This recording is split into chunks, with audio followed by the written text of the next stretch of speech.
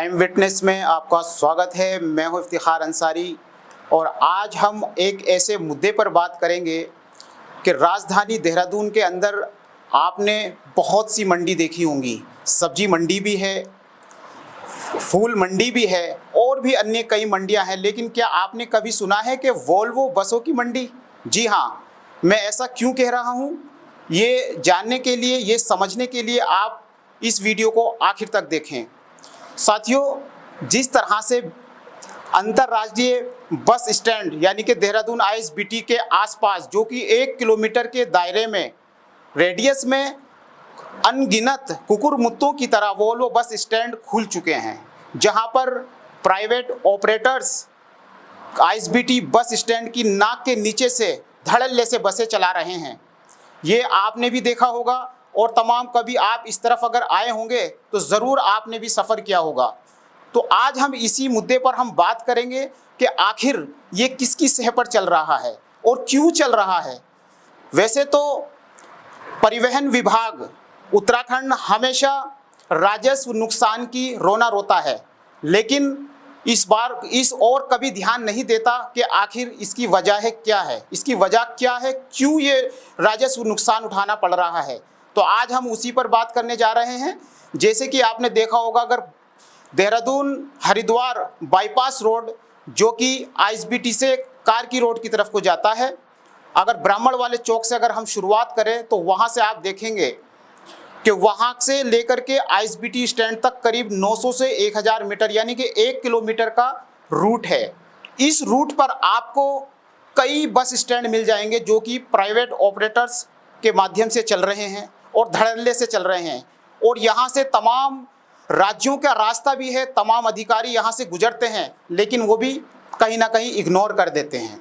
अगर हम बात करें ब्राह्मण वाला चौक से लेकर आईएसबीटी तक, इस 1 किलोमीटर के रेडियस में तकरीबन 4 से 5 वोल्वो बस स्टैंड हैं, जो कि सरकारी परिवहन विभाग के नाक के नीचे से चल रही हैं। आखिर इस पे कभी किसी ने बात क्यों नहीं की? आखिर इन पर कभी किसी ने गौर क्यों नहीं किया? क्या सरकार को पता नहीं है? क्या विभाग को पता नहीं है? ऐसा नहीं है दोस्तों, सब पता है।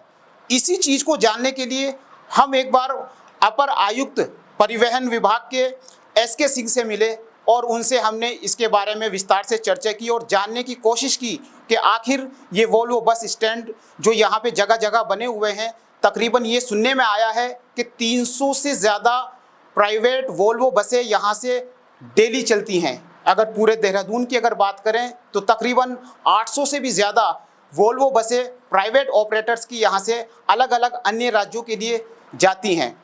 तो जब हमने एसके सिंह जी, जो कि अपर परिवहन आयुक्त हैं, उनसे जब बात करने की कोशिश की तो उन्होंने बताया, क्या बताया वो हम आपको सुनवाई देते हैं। आप पहले उनका बयान सुनिए। आईएसबीटी के पास से या पूरे शहर से बहुत सारी जो बसें चलती हैं, उसमें वोल्वो भी हैं, उसमें साधारण बसें भी होंगी, इलेक्ट्रिक बसें भी हैं, बहुत सारी बसें हैं जो टूरिस्ट परमिट के आधार पर चलती हैं। और इंडिया टूरिस्ट परमिट की पहले एक व्यवस्था थी 2021 तक, अभी भी है वो व्यवस्था, उसको पुरानी व्यवस्था कहते हैं। उसमें बहुत सारी शर्तें होती थी इनके ऊपर, ताकि ये स्टेज कैरेज की तरह संचालन न कर पाए, जिसमें ये होता था कि स्टेज कैरेज के बस अड्डों से इनका संचालन नहीं होना चाहिए, इनमें फुटकर सवारियाँ नहीं हुई जाएंगी, इनमें एक जगह से एक बुक किया जाएगा पूरी बस और दूसरी जगह के लिए ले जाया जाएगा, इस तरह की शर्तें थी। वो शर्तें 2021 में नई व्यवस्था आई, उसका उद्देश्य ये था कि पूरे देश का परमिट लोग प्राप्त कर सकें। ईज़ ऑफ डूइंग बिजनेस के अंतर्गत भारत सरकार ने व्यवस्था लागू की थी कि कोई भी आदमी हर राज्य में जाके अलग अलग टैक्स देगा, उससे उसका समय भी नष्ट होता था और कई बार वो लोग शोषण का शिकार होते थे, भ्रष्टाचार पनपता था। तो ये किया गया कि पूरे एक पोर्टल बना और उस पर से कोई भी परमिट प्राप्त कर सकता है, उसको फीस जमा करनी होती है। 3 महीने का परमिट हो सकता है या 1 साल का हो सकता है, 6 महीने का हो सकता है, 3-3 महीने के गुणन में कोई भी परमिट प्राप्त कर सकता है। ऑल इंडिया की फ़ीस एक साथ ही जमा हो जाती है, फिर उसको राज्यों में जमा नहीं करना पड़ता है। इस व्यवस्था के अंतर्गत उसको प्रोत्साहन देने के लिए इसमें वो सारी शर्तें हटा दी गई थी जो पहले के परमिटों पे लगाई जाती थी। तो अब उन पे वायलेशन बहुत कम हो गए। इस तरह के वाहन चलते हैं, उनके ऊपर वो शर्तें नहीं हैं। इसके अनुभव से हम लोगों ने ये देखा कि बहुत सारी बसें इस प्रकार की जो ऑल इंडिया टूरिस्ट परमिट की बसें थी, वो स्टेज कैरेज की तरह टूरिस्ट परमिट की आड़ में संचालन करने लगी, लेकिन उन पर क्योंकि शर्तें लगी नहीं थी तो उनमें वायलेशन भी नहीं हो रहे थे, उनके द्वारा कोई उल्लंघन भी नहीं हो रहे थे। तो हमने भी और ज़्यादातर राज्यों में अनुभवों से यही निष्कर्ष निकला कि अगर इस तरह का संचालन बढ़ता रहा तो स्टेज कैरेज की व्यवस्था छिन्न भिन्न हो जाएगी, क्योंकि स्टेज कैरेज का संचालन हम लोग करते हैं जिसमें टाइम टेबल होता है। टाइम टेबल के आधार पर उसको चलना होता है, भले उस पर सवारियाँ कम हों, उसका लोड फैक्टर कम हो, भरी ना हो, तब भी चलेगी, क्योंकि उस वक्त समय पर सवारियाँ आती हैं इस उम्मीद से कि उनको ये 10 बजे वाली, 9 बजे वाली, 8 बजे वाली बस मिल जाएगी, और इस कारण से स्टेज कैरेज कम सवारियाँ लेके भी चलती हैं। अब अगर हम ऐसे बसों को उसमें स्टेज कैरेज की तरह संचालित करना अलाउ करेंगे तो वो फिर तो जब ज़्यादा सवारियाँ होंगी, जब भीड़ का समय होगा, उस समय तो ये सवारियाँ ले जाएंगी, और जो बाकी समय है जब सवारियाँ नहीं हैं, जब 10-20% सवारियाँ मिल रही हैं, 25% सवारियाँ मिल रही हैं, खाली बसें जब चलाने की नौबत आएगी तब स्टेज कैरेज का संचालन होगा, तो इससे स्टेज कैरेज को लॉस होगा। तो स्टेज कैरेज की व्यवस्था फिर इससे बैठ जाएगी, और बैठ जाएगी तो जो साधारण सवारियाँ हैं, जो बुकिंग वाली गाड़ियों में नहीं चल सकते हैं, जो लग्जरी बसों में नहीं चलना चाहते हैं, या जिनको समय पर सवारी चाहिए, बस चाहिए, उनकी सुविधा में बाधा उत्पन्न होगी। तो इसलिए हम लोगों ने रिक्वेस्ट की थी, और अभी भारत सरकार ने नया अमेंडमेंट कर दिया है, उसमें सब शर्तें फिर से बहुत सारी लगा दी गई हैं कि स्टेज कैरेज की तरह इनका संचालन नहीं होना चाहिए। लेकिन जो पीछे 2021 से लेके 2025 तक परमिट ले चुके हैं लोग, उनके परमिट जब तक वैध रहेंगे, जितने समय का भी लिया है, तब तक वो पुरानी तरीके से संचालन कर पाएंगे। इसके बाद उनके ऊपर सब नियम लग जाएंगे जब नया परमिट लेंगे, तो ये व्यवस्था रोकी जाएगी। एक तो ये है। दूसरा, इलेक्ट्रिक बसेज का एक सवाल था। बहुत सारी इलेक्ट्रिक बसेज हैं, यहाँ पर परिवहन निगम ने हमारे इलेक्ट्रिक बसेज को डिप्लॉय किया था अंडरटेकिंग में लेके, ट्रायल बेसिस पे। 2-1 महीने चलाने के बाद उन्होंने उनको हटा दिया।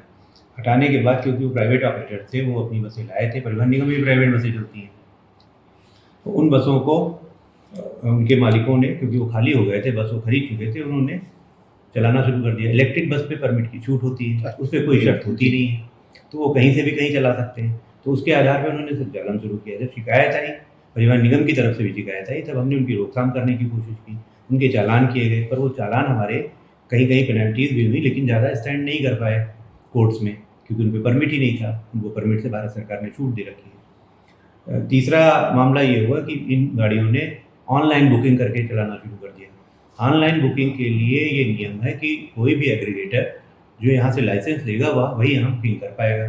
हमारे यहाँ से 3-4 एग्रीगेटर ने लाइसेंस ले रखे हैं अभी, जिसमें बड़ी कंपनियाँ ओला, उबर शामिल हैं, रैपिडो शामिल है, और कुछ हमारे लोकल लोगों ने ले रखे हैं। लेकिन जो बसेस की बुकिंग कर रहे हैं, इन्होंने किसी ने लाइसेंस लिया नहीं है। तो रेड बस और इस तरह की और भी कंपनियां हैं, मेक माई ट्रिप, क्लियर ट्रिप टाइप की, ये लोग भी बुकिंग कर रहे हैं, और ये अपनी दलील दे रहे हैं कि नहीं जी, हम उसमें आते ही नहीं, हम तो ये सब काम कोई करते नहीं, हम तो सब चीज़ हमारे यहाँ से जो चाहे बुक कर दें, हमारे यहाँ जो चाहे रजिस्टर कर लें। पर इसी व्यवस्था के लिए एग्रीगेटर बना हुआ है, तो उसमें चालान रेड बस वगैरह के भी हम लोगों ने करवाए, और कोर्ट से उन पर कुछ जुर्माने भी हुए हैं, और कुछ मामलों में छूट भी गए होंगे। तो ये अभी प्रोसेस चल रही है, लेकिन ये इलीगली कर रहे हैं, ये करना नहीं चाहिए। हमारा यही मत है, विभाग का ये मत है कि कोई भी रेड बस हो, रेड बस से परिवहन निगम भी बुकिंग लेता है, उनको भी हम लोगों ने कहा है कि लीगल नहीं है, या तो ये हमारे यहाँ से एग्रीगेटर का लाइसेंस ले, अन्यथा ये लीगली काम सही नहीं कर रहा है। तो अभी इस पर चल रहा है, और अगर इलीगल करते हैं तो हम लोग उनके खिलाफ कार्रवाइयाँ भी कर रहे हैं। पर क्योंकि वो उनका एस्टेब्लिशमेंट तो कहीं और है, तो ऑनलाइन बुकिंग कर रहे हैं, उनका पोर्टल है केवल, तो थोड़ी दिक्कतें भी आती हैं, जैसे साइबर क्राइम में दिक्कतें आती हैं, आप जानते हैं, उसी प्रकार की दिक्कतें इनके विरुद्ध कार्रवाई में भी आती हैं। फिर भी हम लोग धीरे धीरे कोशिश कर रहे हैं कि इनको नियंत्रण में लाया जाए, और लेवल प्लेइंग फील्ड रहे हर सेक्टर के लिए, चाहे वो स्टेज कैरेज हो, हमारा परिवहन निगम की गाड़ियाँ, प्राइवेट स्टेज कैरेजेस भी हमारे राज्य में 5-6 हज़ार चलती हैं, और इसके अलावा जो कॉन्ट्रैक्ट कैरेजेस हैं उनका भी, तो सबके बीच में, क्योंकि डिपार्टमेंट का काम रेगुलेट करना है।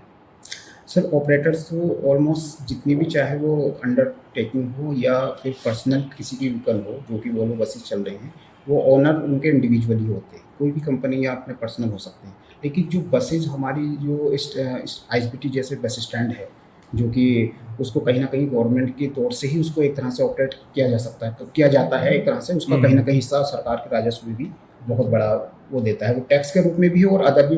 क्या ये जो प्राइवेट बसेस वॉल्वोज वगैरह चल रही हैं, इससे और जो वहाँ से बसेस संचालित हो रही हैं, इनसे कोई नुकसान की या फिर कोई किसी तरह का राजस्व नुकसान का ऐसा कुछ निकल के आया? नहीं, इसमें देखिए, राजस्व में मैं आपको बताऊं, जो गाड़ियां ऑल इंडिया टूरिस्ट परमिट लेके चल रही हैं, उनका राजस्व भारत सरकार के पोर्टल में जाता है। वो क्योंकि टैक्सेशन मोटर वाहनों के राज्य का विषय होता है, तो वो टैक्सेशन में एक शेयर बनता है राज्यों का, एक फार्मूला है, उसके आधार पर हर राज्य को उसका शेयर मिल जाता है। तो हमारे राज्य को भी उसका शेयर मिल जाता है भारत सरकार से, नंबर 1। नंबर 2, जो बाकी बसें चलती हैं वो सब टैक्स जमा करती हैं, चाहे वो परिवहन निगम की बस हो या उत्तर प्रदेश परिवहन निगम की हो, हरियाणा की हो, हमारी अपनी प्राइवेट बसें हो, सभी लोग टैक्स जमा करते हैं, वो सरकार का राजस्व होता है। जो बस अड्डे का मामला है, बस अड्डा क्योंकि एमडीडीए द्वारा संचालित किया जा रहा है यहाँ, तो बस अड्डे के जो खर्चे हैं, बस अड्डे का जो शुल्क है वो एमडीडीए फिलहाल ले रहा है जी। और एमडीडीए उसके जरिए बस अड्डे का रखरखाव करता है। तो वो शुल्क जो भी गाड़ियाँ वहाँ से चलती हैं वो उसको प्राप्त करते हैं।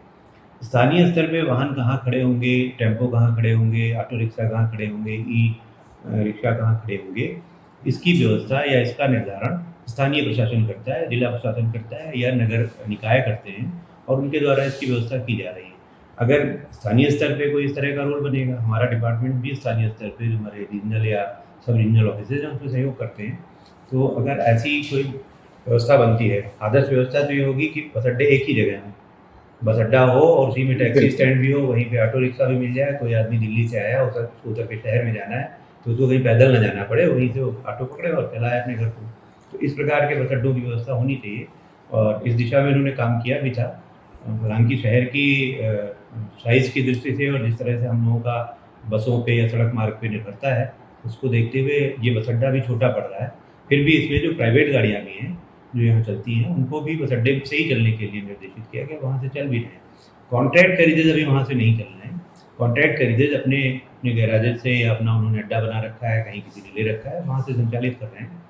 और उन अड्डों की कितनी सैंक्टिटी है, ये स्थानीय प्रशासन का काम है। अच्छा, कुछ शिकायतें सर, जैसे स्टेज कैरिज के लिए जो अभी का नियम है ये उनके लिए स्वतंत्र हैं कि ये कहीं से भी सवारी को ले सकते हैं, उतार सकते हैं, यानी कि अपना रूट खुद अपना डिसाइड कर सकते हैं, क्योंकि ऑल इंडिया परमिट इनको हो चुका है अब बिल के अकॉर्डिंग, जो अभी आपने बताया कि 2025 तक जो हो चुके थे।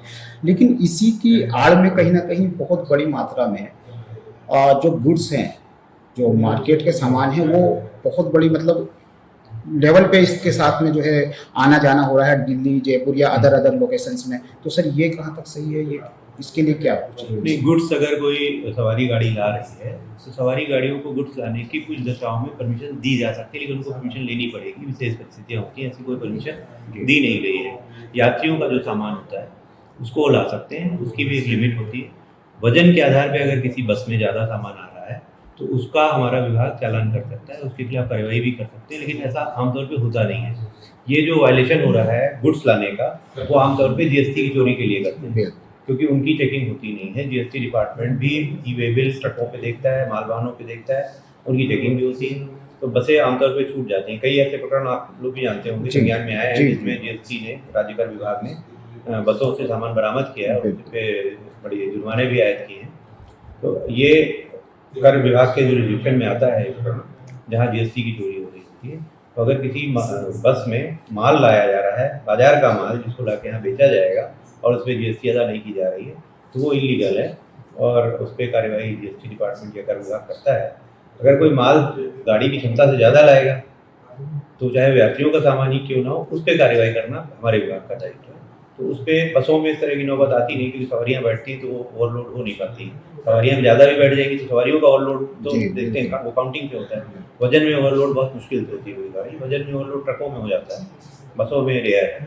तो उस पर कार्रवाइयाँ आमतौर पर विभाग करते हैं। अमूमन एक बात हम सुनने में आता था और हमने कई बार इसको देखा भी है कि जो एक बस स्टैंड होता है, जैसे कि आपने जिक्र किया कि एक ही जगह से इसको ऑपरेट होना चाहिए, चाहे वो टैक्सी हो या कोई भी सवारी से संबंधित कोई भी विकल्प हो। तो ये जो यहाँ आसपास जैसे बसें चल रही हैं और ये 500 मीटर्स के रेडियस के अंदर यहाँ पे कई सारे अड्डे बने हुए हैं, आप शायद अगर कभी निकलेंगे देख पाएंगे।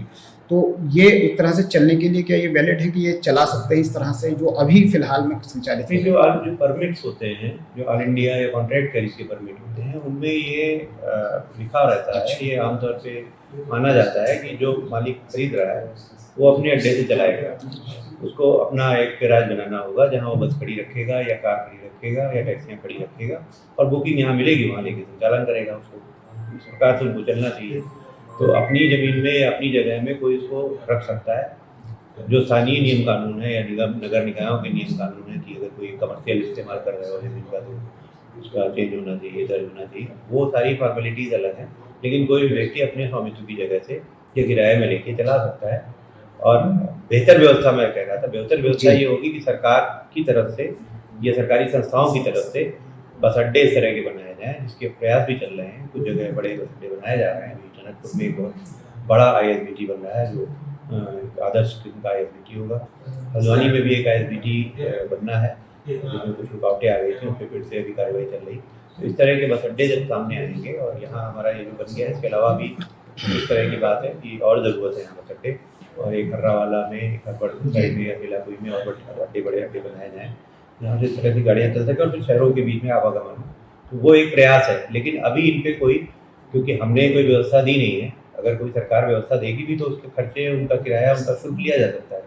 लेकिन अगर व्यवस्था नहीं देंगे तो फिर वो जहाँ भी उनका किराए पे लेके ज़मीन या अपनी ज़मीन में कहीं ना कहीं संचालन करेंगे ही लोग, क्योंकि परमिट उनको मिला हुआ है। ऑल इंडिया टूरिस्ट परमिट है, वो ऑल इंडिया पोर्टल से मिलता है। तो उनको संचालन करने से इस तरह नहीं रोका जा सकता कि आप यहाँ से नहीं करें।